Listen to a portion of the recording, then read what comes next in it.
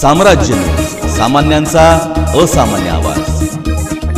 आजपासून श्री वटवृक्ष स्वामी महाराज मंदिरात सतर्कतेचे पालन।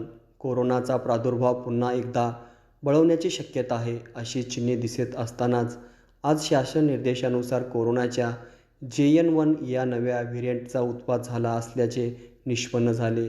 या पार्श्वभूमीवर कोरोना JN1 या नव्या व्हेरियंटचा प्रसार बळवण्याची शक्यता असल्याचे प्रतिपादन येथील श्री वटवृक्ष स्वामी महाराज देवस्थानचे चेअरमॅन आणि नगरसेवक महेश इंगळे यांनी केले।